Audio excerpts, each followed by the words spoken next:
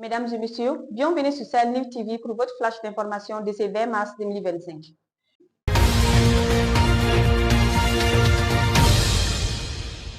Le Burkina Faso, la République du Mali et la République du Niger, munis par les idéaux de rapprochement des peuples par la coopération multilatérale fondée sur la promotion de la diversité linguistique et culturelle et le dialogue des civilisations, ont participé activement en qualité de membres fondateurs au sommet de Niamey, qui a donné naissance le 20 mars 1970 à l'Agence de coopération culturelle et technique ACCT, devenue l'Agence intergouvernementale de la francophonie AIF en 1998, puis l'Organisation internationale de la francophonie OIF en 2005.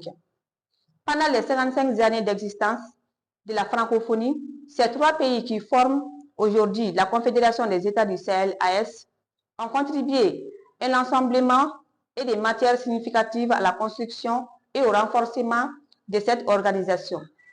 Cependant, depuis l'avènement de la transition au Mali, au Burkina, puis au Niger, l'OIF, au lieu d'accompagner ces pays dans la réalisation des aspirations légitimes de leur peuple, conformément à ses objectifs de paix, de coopération et de solidarité, s'est illustré par l'application sélective des sanctions sur la base des considérations géopolitiques et le mépris pour leur souveraineté, devenant ainsi un instrument politique téléguidé.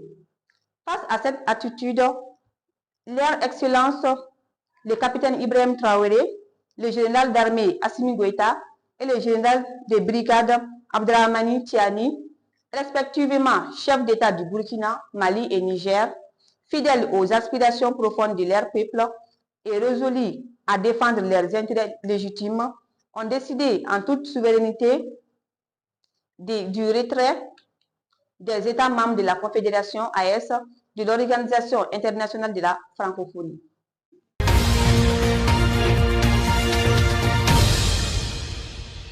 L'ancien Premier ministre Ibrahim Boubacar Keïta est candidat à une éventuelle présidentielle au Mali. Il est l'un des seuls opposants à Assimi Goïta à assumer son rôle et à s'exprimer sur la situation politique du pays.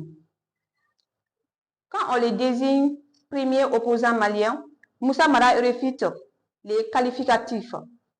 C'est que l'épithète hume un peu trop la prison. Celui qui n'hésite pas à critiquer les autorités militaires du Mali préfère se voir comme le prolongement d'une transition institutionnelle qui a trop duré. Investi candidat par son parti élément à une éventuelle présidentielle malienne, peu importe son adversaire.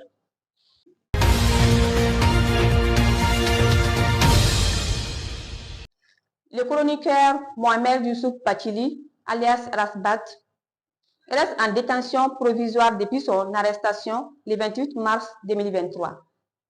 Le juge Moussa Diarra, chargé du pôle national de lutte contre la cybercriminalité, a décidé de prolonger sa détention afin de préserver l'ordre public jusqu'à sa comparution devant le tribunal.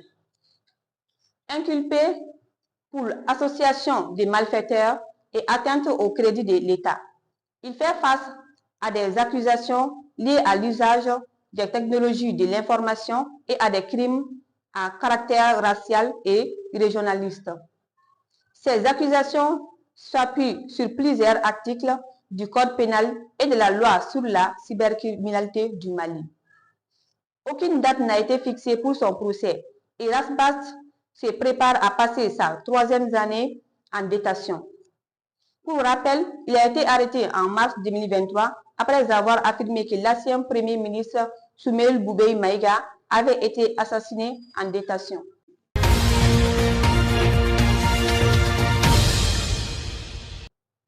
C'est tout pour ces flashs d'informations. Merci de l'avoir suivi et à très bientôt.